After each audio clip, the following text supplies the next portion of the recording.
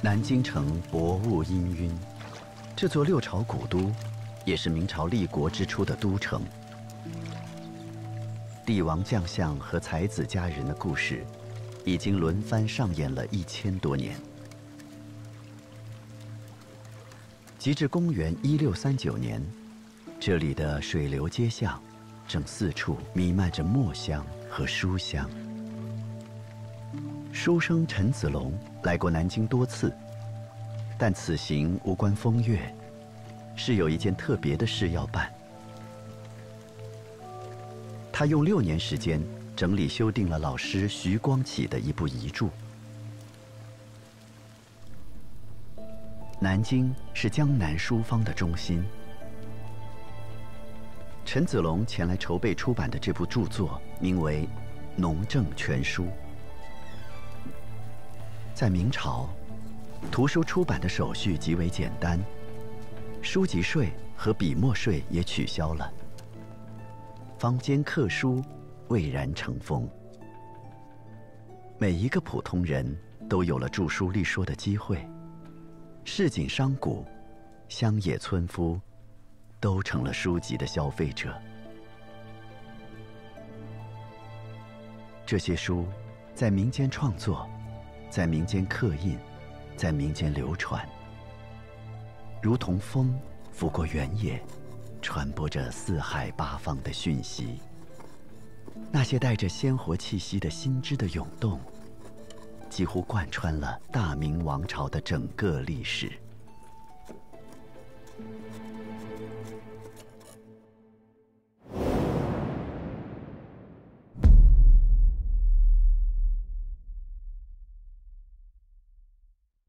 纪录片《中国》第2季由经典献映，致敬中华文明，开启有机新生。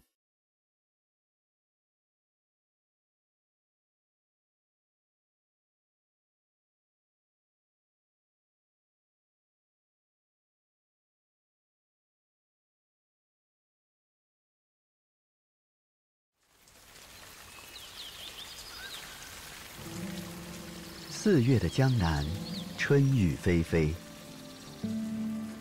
杭州曾是南宋的国都，繁盛一时。元朝时，这里依然是国家的贸易中心。意大利人马可·波罗惊叹它为天城，世界上最美丽华贵之城。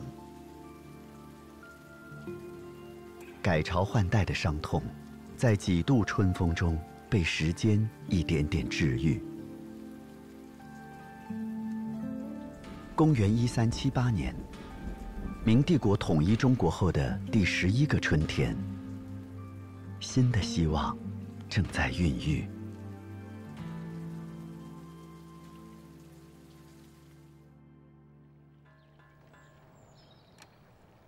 5年前，徐一奎被任命为杭州府教授。当时，教授是个低阶官职，从9品，一府学官之首。明太祖朱元璋认为，治国之要，教化为先；教化之道，学校为本。他着力建起一套由下而上的学校体系。国家层面称为国子学，后又被改称国子监。在地方则设有府、州、县3级学校。这套教育体系直接与科举制度连接，教学的内容主要是儒家经典。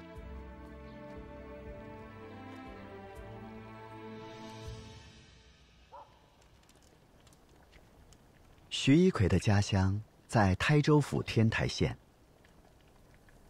他自幼跟随父亲读书，成年后在嘉兴、杭州一带游学。因为身体不好，特别是患有脚疾，这次来到杭州后，就很少离开了。这一年，徐一奎接到一个任务，编修《杭州府志》。为了写好这本书，他决定走出书斋，认真看看这座城市。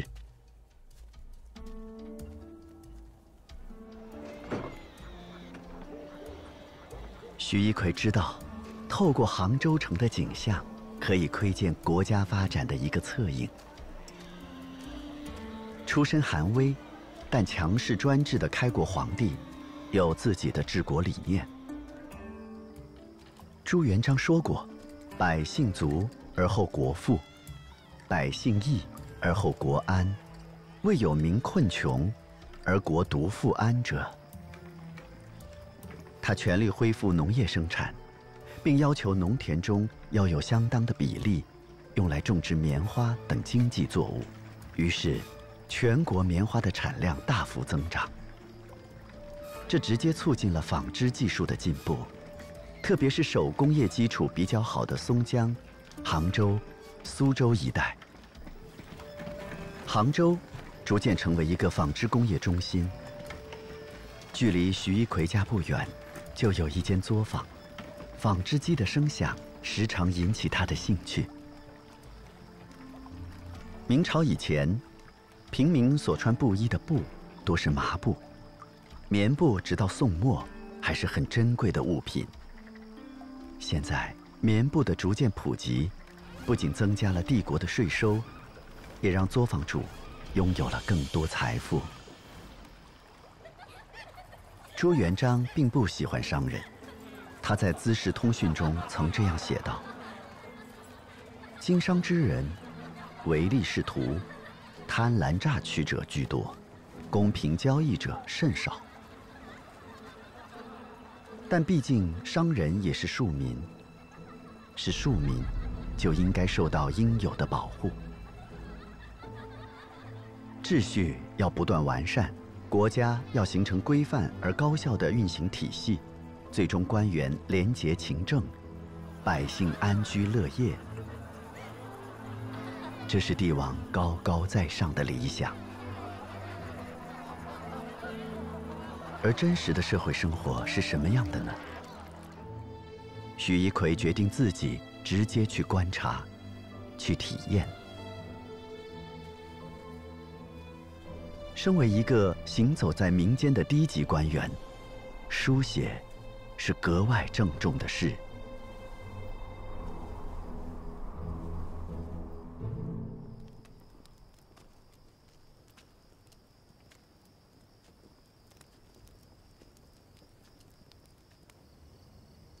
徐一奎全身心地投入到写作中。资料的搜集和考证是辛苦的，编撰志书是严谨而枯燥的。他用了8个月时间，勤奋不辍，最终完成了长达60卷的《洪武杭州府志》。但这份洪武年间的官方文献，遗憾地失传了。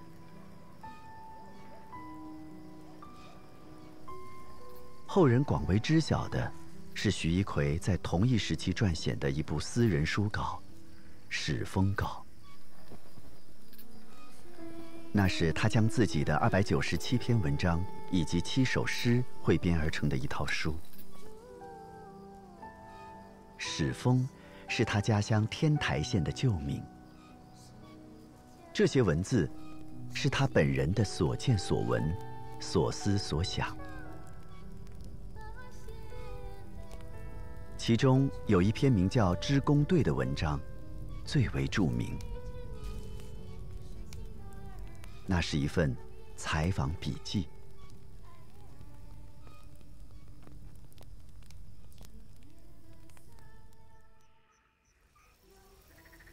那个时候，我租的房子在杭州钱塘香安里。这里的有钱人会雇佣工人们织布，每天深夜就会听到一个人领唱，其他人也都跟着唱，歌声很欢快。唱歌的人都是织工。我常常会想，他们很快乐呀。白天，当我路过他们织布的工厂时，可以看到老房子里坐满了工人，4、5具织布用的筑基南北方向摆着，10多个工人手脚并用在筑基上织布。看得出他们很专注，脸上没什么多余的表情。我走进去，问其中一个说：“我看你们工作很辛苦，做这些辛苦的工作又有什么乐趣呢？”这个工人对我说：“我的工作虽然辛苦卑贱，但是我在这儿做1天工就可以拿到佣金200�min，工厂主管我吃穿用度，那我每天挣的钱就可以用来养家。这点钱虽然不够丰衣足食，但也不会饿肚子。我们一直都这样过的，也没想过别的，只知道认真做出好看的织品，大家也都喜欢。雇主把我们喊到一起干活，给我们差不多的佣金，我们就是雇佣关系，各取所需。下班后，我们一起放松一下，唱唱歌，似乎疲劳都少了很多。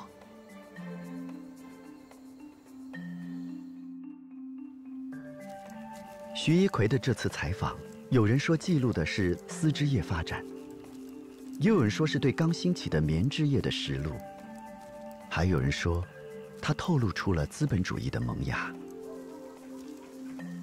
有一点是肯定的，当有新风吹来时，知识分子的视线不再只停留于庙堂之高，也开始触达江湖之远。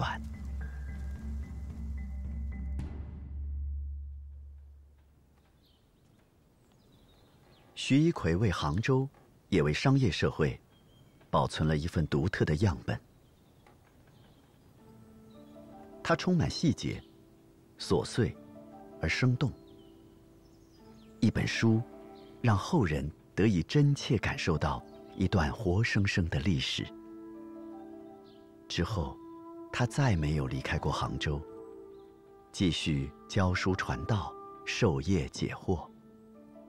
他希望学生们一生都能把道德作为行事的标准，而不仅仅是科举、做官、玩弄权术。那些不是读书人应有的大志。徐一奎对学生的殷殷期待，或许和明朝越来越死板的科举制度有关。和前朝不同，明朝将科考范围限定在4书5经，文体规定为8股文。所述观点必须遵循朱熹的4书集注，不能有自己的见解。许多读书人为求功名而逐渐放弃思考，脱离实际。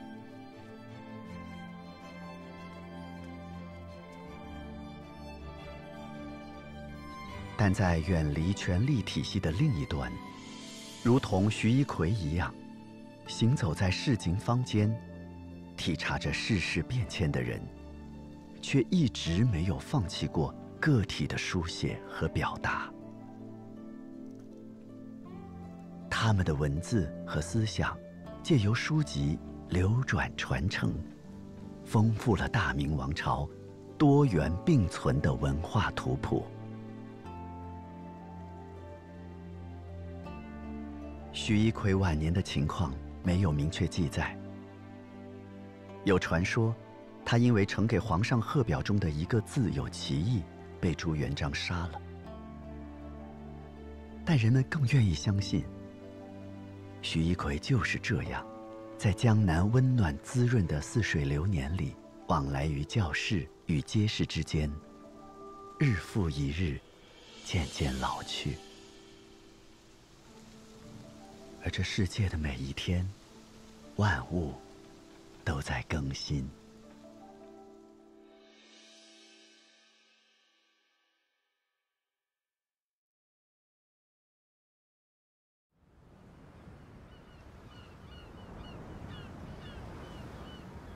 总有人会第一个感知季风和潮汐传递的讯息。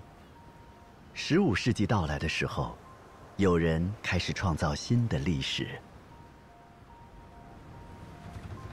公元1413年，距离明帝国大陆1000多公里外的南方海面上，一支浩浩荡荡的船队正在平稳地向前航行。冬去春来，他们离开陆地已经数月，这是长期生活在内陆的人们从未抵达过的远方。壮阔、瑰丽、多变的海洋，让人惊叹，并深深的敬畏。他们中有很多人都是第一次出海。这个年轻人叫马欢，因为通晓阿拉伯语，他被招募为翻译。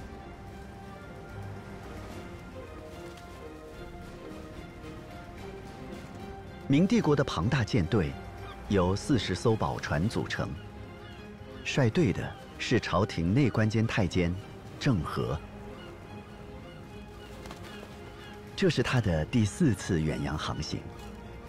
之前3次中，他带领船队一路南下，足迹遍及今天的越南、泰国、文莱、柬埔寨、印度尼西亚、印度、斯里兰卡等地。这些地方在当时被统称为西洋。这一次，他们决定走得更远。有传闻称，这支舰队被明成祖朱棣赋予了秘密使命，前往海外寻找被朱棣夺位的建文皇帝。但这只是传闻。可以确定的是，舰队完成了宣扬明朝国威的使命，加深了与西洋各国间的了解。明帝国的造船术和航海知识都领先于世界，足以支撑远距离、长时间的航行。郑和的船队载满了中国的瓷器、丝绸、茶叶等物资，以换取西洋盛产的香料、染料、珠宝等产品。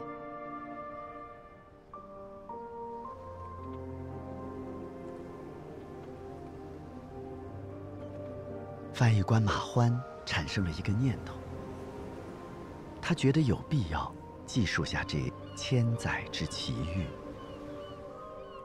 虽然它只是一介微盟，但是它的背后却是威名赫赫的大明王朝。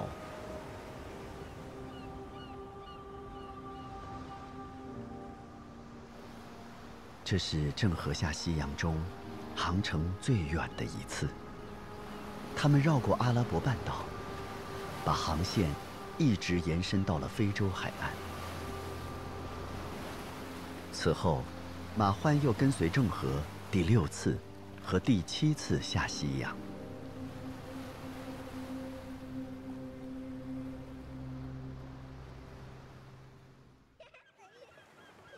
如此前无古人的壮举，在明朝的官方档案中却几乎没有记载留下来。郑和本人也没有著述，幸而有马欢用心记下的点滴，才让中国人在这个海洋世纪的开篇所写下的浓重一笔，没有被淹没在历史的汪洋中。马欢将沿途见闻和感受草创成书，记述了20多个国家和地区的政治、人文、物产、风俗等情状，取名《瀛涯盛览》，并用了30多年时间修改定稿。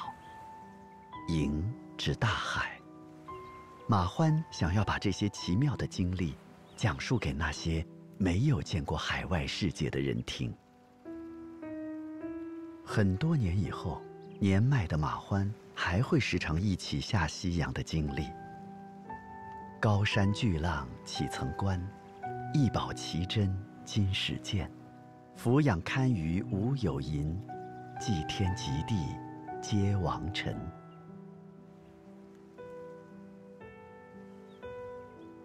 用明朝白话写成的《瀛涯盛览》，浅白易读，背后却是一个新时代的惊涛骇浪。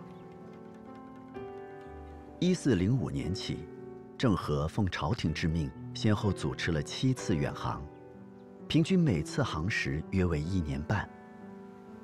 他们巧妙地利用海洋季风的规律，冬季出行，夏季返航，抵达了非洲东海岸，以及红海沿岸，甚至更远。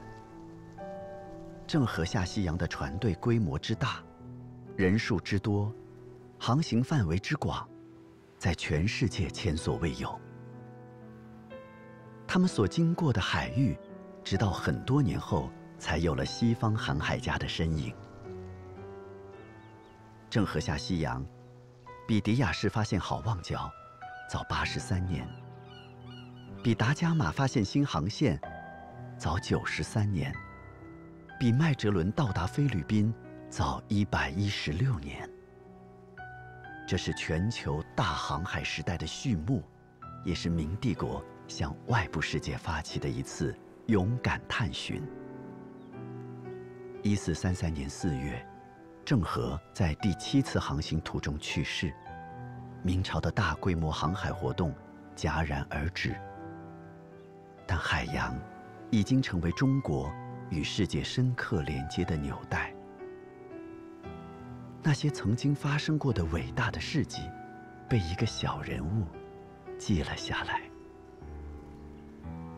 世界正在变化，马焕记忆中永不磨灭的金波浩渺，在此后1个多世纪里发展成为繁忙的新航线。在海上丝路的那一头，众多西方传教士即将启程。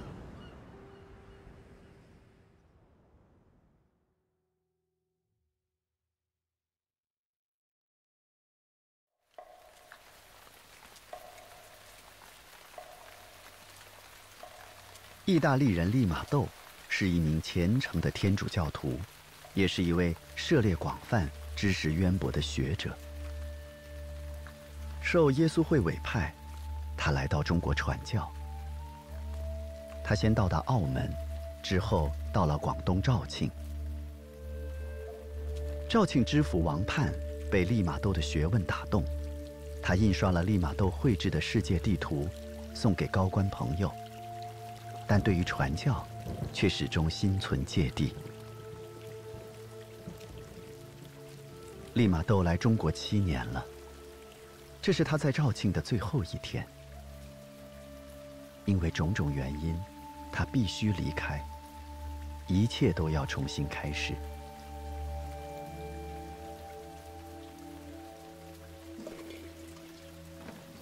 刚好就在这一天，广东南雄府有人前来拜访，他叫瞿太素。利玛窦后来在回忆录里这样描述瞿太素：他是一个高官的儿子，受过良好教育。他是天才，但他放弃了学习，变成一个败家子。瞿太素是来请教炼金术的。见到身着僧袍的洋人时，他毫不掩饰地笑起来。这是利玛窦为自己设计的行头。他以为，中国人既然可以接受佛陀，那也应该可以接受同样来自西方的上帝。显然，这是个失败的创意。瞿太素给出了一个方法，正是这个方法，让利玛窦敲开了东方的大门。瞿太素告诉他，士大夫在中国社会拥有巨大的影响力，想在中国立足，就要得到他们的认可。为此，首先要了解儒学。利玛窦听明白了，他不仅在外形上僧袍换儒服，甚至修改了教规，默认中国人对祖先的崇拜，更以圣经附会4书5经。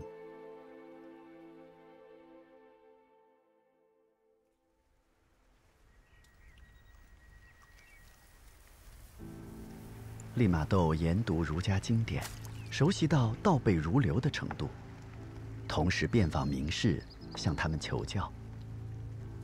他对儒学的认知令士大夫们惊讶，尊称他为西儒力士。加之他还具备对方不懂的天文、西医、算术知识，很快就有了一批拥趸。利玛窦逐渐把佛教视为自己的竞争对手，和儒赤佛成为他在中国的传教战略。他还不能透彻理解的是，中国人早已不把佛教视为外来宗教，儒释道融合已经是被社会普遍接受的价值观。所以，士大夫们对利玛窦和佛教高僧的辩论并不赞同。这大大出乎利玛窦的意料。他意识到，自己和这个国家最深层的文化还隔着一道屏障。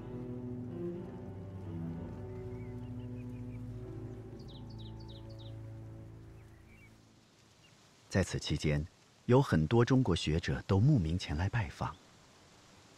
其中一个支持他观点的上海籍学者徐光启，给他留下了印象。不过，这次见面的意义，要到很多年之后才会逐渐显现。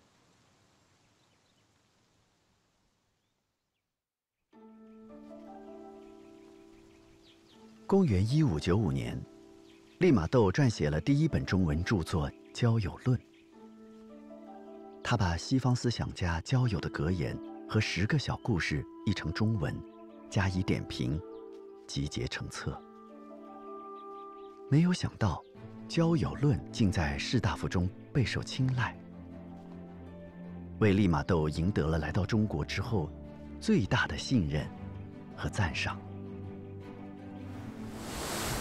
《交友论》的成功让他觉察到，中国人的世界观是完整而且自成体系的，外来思想只有经过本土化才能融入中国。把西方的学术著作翻译成汉语，用中国化的书籍去影响更多的人，或许是一条路径。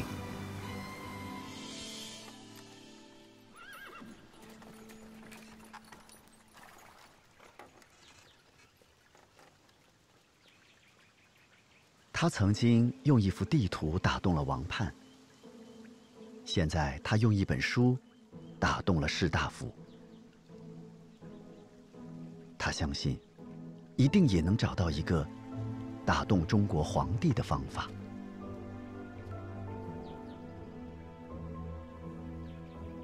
几经波折，利玛窦在公元1601年再次踏上进京之旅。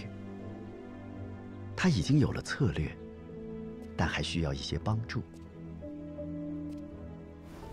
他想到了那个睿智而热情的人，徐光启。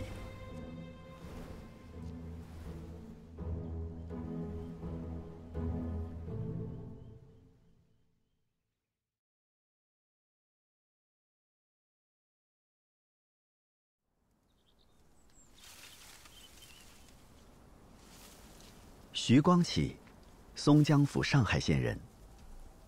43岁中进士，被选拔为庶吉士。他出生时家道已中落，但这并不影响他埋头苦读圣贤书。于那时的文人而言，科举和功名似乎是毋庸置疑的唯一选择。但这条路，徐光启走得很艰难。几年前，38岁仍屡试不中的徐光启游学南京，在朋友家里，他见到了那幅著名的地图《山海与地图》。一个满心都是天圆地方理念的人，第一次看到类似今天所见的世界地图，内心的震撼无以言表。陆地与大海竟然同在一个球形上，世界之大竟然如此无边无际。徐光启的世界观在那一刻被改写了。不久之后，他在京城见到了地图的绘制者利玛窦。考虑到中国人一向将自己的国家视为天下之中，聪明的利玛窦把中国放在了世界地图上靠近中央的位置。他懂得入乡随俗，太多前所未闻的信息涌到徐光启的面前。利玛窦带来的自然科学知识，如同汹涌的浪潮，冲击着他的好奇心和求知欲。徐光启得知，利玛窦来北京这3年并不顺利。他想尽快呈上有趣的礼物觐见皇帝，但他几乎没有能力突破宦官构成的封锁线。200多年时间，让大明王朝的上层建筑越来越僵化。与此同时，明帝国的市民社会却自成一派图景。明朝中叶以后，商人和商帮十分活跃，商品经济繁荣。科举制度的严苛也让很多长期失落的读书人改变了志向和目标。他们开始在世俗社会里追求个人价值的实现。1604年和利玛窦的再次相见，让徐光启找到了新的人生意义。那是属于他自己的人生。2人的交流范围很广，从上帝到天文、地理、历法，乃至军事火器，无所不谈。话题渐渐集中到了数学。早在公元1世纪前后，中国就有了数学专著《九章算法》，其中勾股定理、方程式等等算法，代表了当时世界上最先进的数学能力。但是，在儒家文化中，这只是技，不是道。而在欧洲学者眼中，数学所代表的内在逻辑，是哲学的思辨，是一切学科的基础。徐光启和利玛窦决定联合翻译欧几里得的一本数学著作，他们将这本书命名《几何原本》。如同一切思想著作的翻译，这一次，他们一起创造了很多沿用至今的中文词汇：几何、点、线、平面、四边形、多边形、平行线、对角线、直角、钝角等等。翻译工作进行到1年后，徐光启突然收到父亲去世的噩耗。按照礼制，他必须回家乡守孝3年。15卷的几何原本才刚刚译完6卷。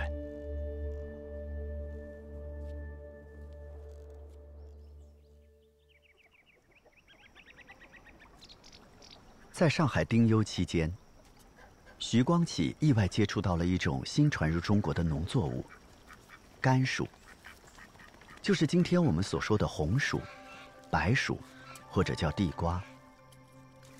它原产于美洲大陆，产量巨大，可以果腹。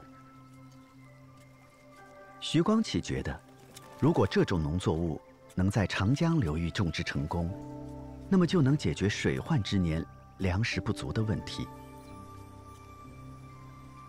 他请福建莆田的商人前后3次从千里外引种上海，最终取得了成功。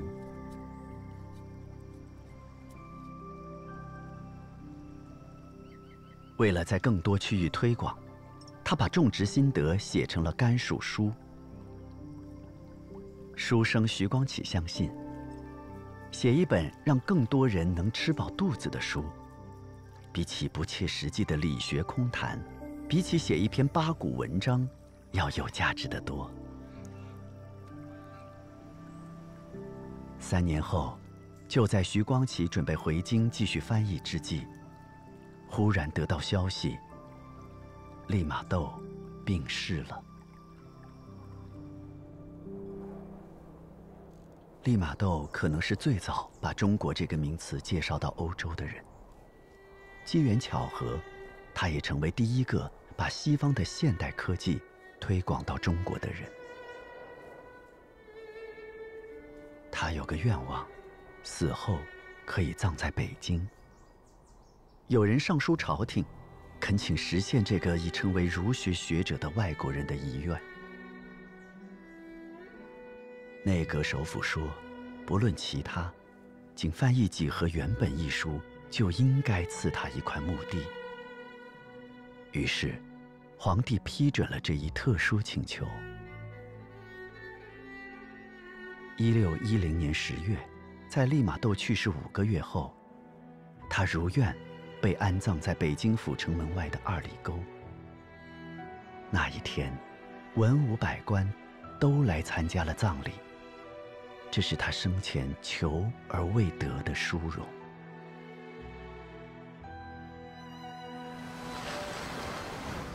利玛窦的墓前立有一架他亲自监制的中国古代计时器——石簋，底座上刻了一段铭文：“每日寸影，忽而空过，所见万品，与时并流。”徐光启听闻此讯，感慨万千。物换星移，亘古如此，变化每时每刻都在发生。距离郑和船队远航200年后，世界正在发生更加激烈的变动。徐光启已经看到了。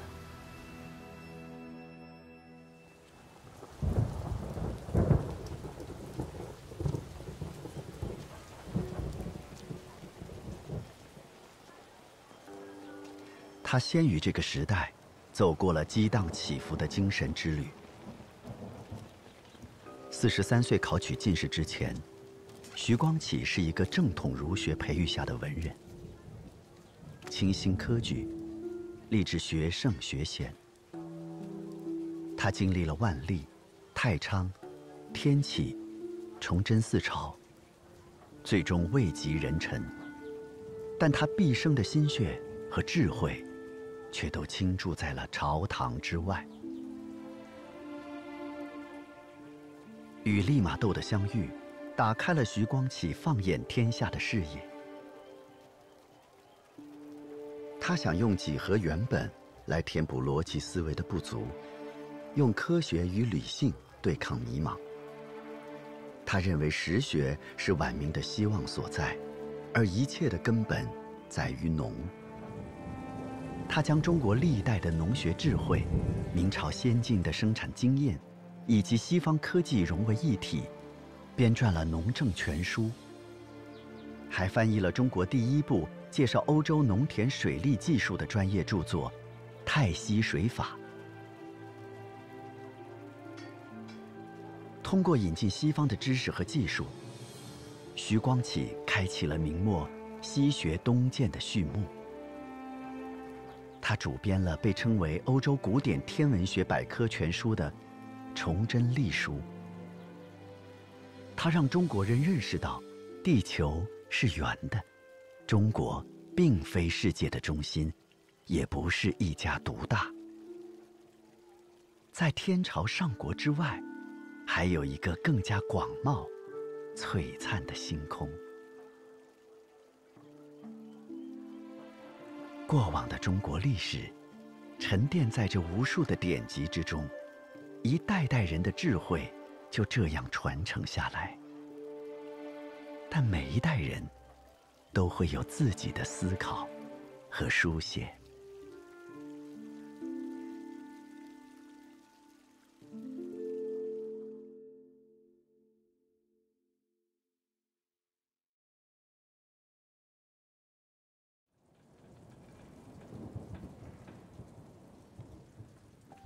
徐光启的门生陈子龙带着60卷的《农政全书》来到南京刻印之际，明朝人享受出版业的繁荣和开放已有多时。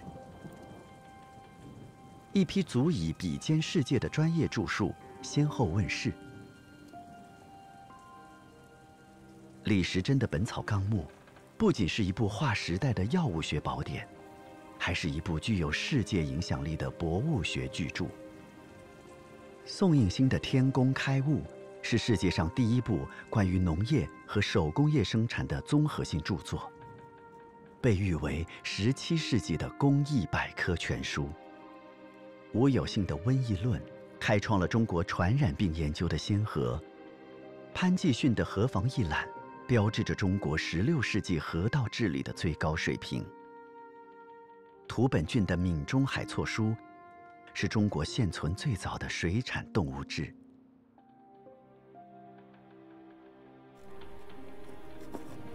借助商业化的出版方式，那一时期最为杰出的成就得以保存和传播，也让明帝国在世界科技史上留下了浓墨重彩的印记。承继宋代刻书业的明代书坊，经由市场将出版发展成了一个庞大的知识产业。晚明时节，无论是图书的品类、数量，还是印刷的品质，都创造了历史的高峰。各种文本的出现，突破了宋代以来只以道德伦理和正事为学问的藩篱。读书人不再满足于阅读少数经典，转而寻求广览博采。万千百姓通过廉价的蒙学读物、日用指南，获取基本的阅读能力和生活常识。寒门子弟通过浅显的经典注释取得晋升之阶。商贾旅人通过通俗小说、休闲小品，打发寂寞的旅途时光。田间地头的农夫也可以看着插画，理解和学习实用技术。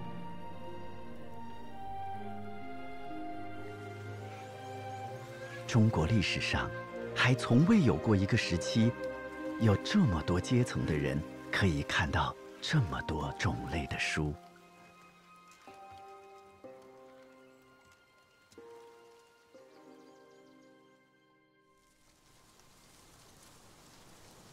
那是晚明阴郁的天空里最后的霞光，人人都可以立言，使普通人的价值得以被发现和高扬。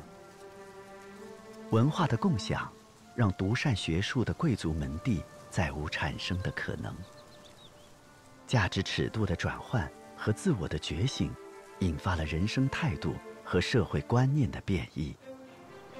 明朝几乎站在了近代化社会的入口。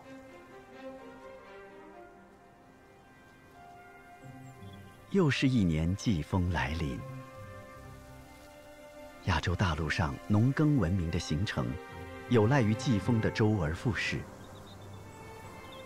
风如约而来，土地就会如期孕育生命。明帝国也如此这般，持续运行着。这是个非常特殊的朝代。中国的文化传统在坚守中绵延不绝。与此同时，中国人也在一点点打开面向世界的窗口。历史会留下每一个人的价值。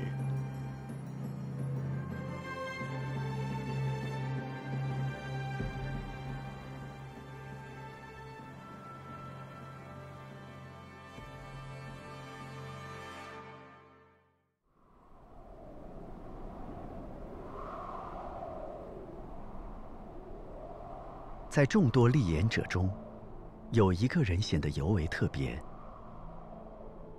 他的书既是系统考察地貌地质的地理名著，又是描绘风景资源的鸿篇巨制。1608年，22岁的徐霞客带上老母亲亲手缝制的远游棺，离开家乡，开始他渴望的旅行。读万卷书，行万里路，是中国文人的传统。但徐霞客有所不同，从地质地理的视角考察自己所在的国度，他是第一人。他行走在山川大地上，步履不停，看日出日落，听微风掠过，风霜雨雪都是他的背景。在某个万籁俱寂的美丽夜色中，他发出了这样一声感叹：此一宵，胜人生千百宵。56年光阴，浓缩在他的游记里，成为一部中国版的大地之书。公元1641年，临终前的徐霞客说：“我只是一介布衣，拿着竹杖，穿着草鞋，凭一己之力游历天下，虽死无憾。”那个为许多普通人探索和记录下的时代，如同一阵季风，忽然来了，很快又去了。大明帝国就这样走到了它的尾声。下一次季风的到来，还要再等很多年。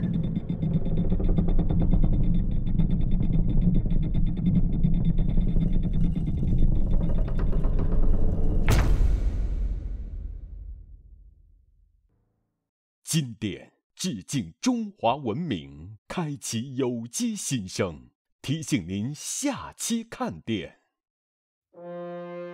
他是中国历史上最传奇的帝王之一，14岁亲政的玄烨，走出了一条远超前人的圣君之道。